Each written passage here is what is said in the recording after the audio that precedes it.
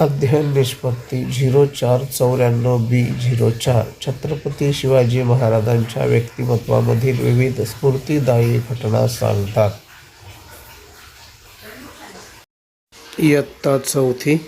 विषय परिसर अभ्यास 2. घटक गड आला पण सिंह गेला. मुघलांनी शिवरायांची तह करून 23 किल्ले, बळकट असे 23 किल्ले आपल्या ताब्यात घेतले.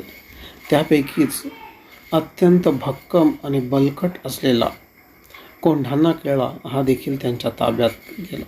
आणि म्हणून महासाहेबांची इच्छा होती की असा बलकट किल्ला मुघलांच्या ताब्यात असणं बरं नाही. आणि म्हणून शिवराय देखील या गोष्टीसाठी खूप खूप तळमळत होते. आणि म्हणून हा किल्ला घेण्याचा शिवरायांनी त्या ठिकाणी चंग बांधला. आणि हा किल्ला घेण्यासाठी कोणाची निवड करावी बरं असे ते विचार करत होते. आणि त्यांच्या डोळ्यासमोर एक चित्र उभं राहिलं, ते एका निस्सीम सरदाराचं. आणि त्या सरदाराचं नाव होतं तानाजी मालुसरे.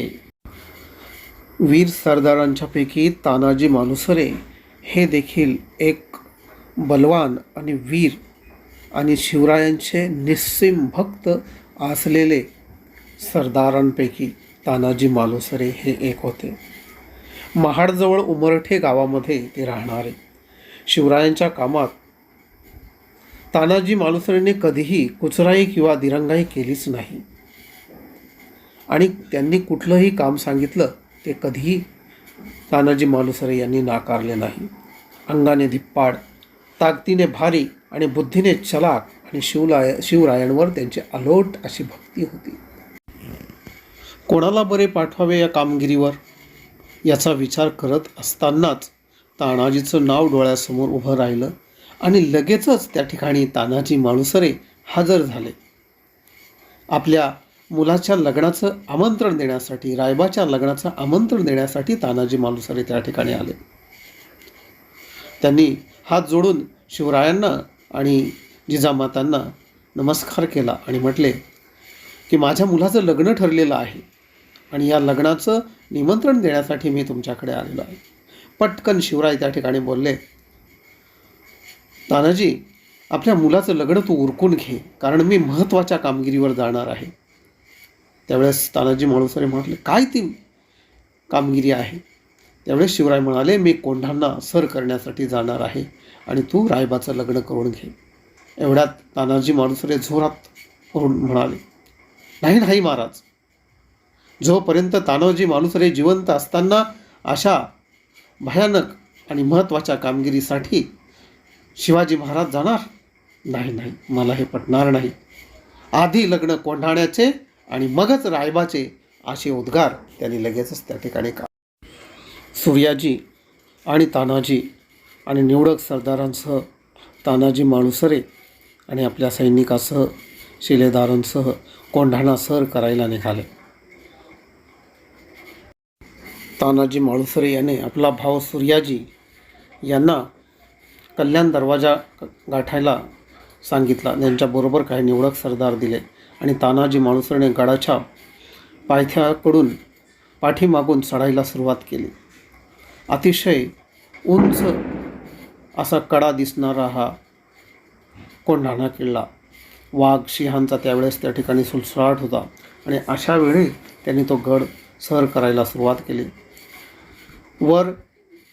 गडावर दोर फेकला आणि मग त्या दोराला आणि कड्या कपाऱ्यामध्ये चिपकून असे सर्व सैनिक कोंढाण्याच्या वर जाऊन पोहोचले. आणि तिकडून सूर्याजी कल्याण दरवाजा गाठत कल्याण दरवाजापर्यंत येऊन पोहोचला. तानाजी मालुसरे आणि सैनिक गडावर चढून गडाच्या मध्ये त्याने प्रवेश केला. उदयभानाला त्याची खबर लागली आणि दोघांच्या मध्ये घनघोर युद्ध सुरू झाले.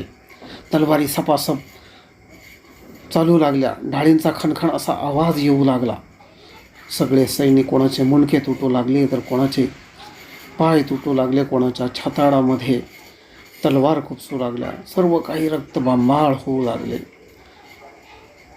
उदयभान आणि तानाजी मालुसरे यांच्यामध्ये देखील घनघोर लढाई झाली. हातामध्ये घेऊन या ढाळ, सर्व अंग रक्ताने लाल, झेली तो वार, वार बघा तलवार, झेली तो वार, वार बघा तलवार. तानाजी मालुसरे यांची तलवार तुटून पडली. तो ढालीवर वार झेलू लागला. त्याने सेला आपल्या दोघांची घनघोर लढाई सुरू होती. एवढ्यात रक्तबंबाळ तानाजी देखील झाला आणि उदयभान देखील झाले. दोघेही खाली पडले. इकडे तानाजी पडल्या खोटी सर्व मावळे पळून जाऊ लागले. इतक्यात त्या ठिकाणी सूर्याजी मालुसरे पोहोचले आणि म्हणाले, अरे भागूबाईसारखे पळता काय?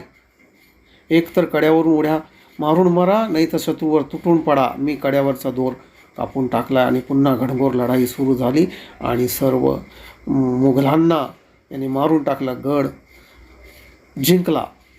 गड आला पण सिंह गेला. गड आला पण सिंह गेला. ही बातमी शिवरायांना कळली. शिवराय हळहल्ले. त्यांना खूप दुःख झाला आणि म्हणाले, गड आला पण माझा सिंह गेला.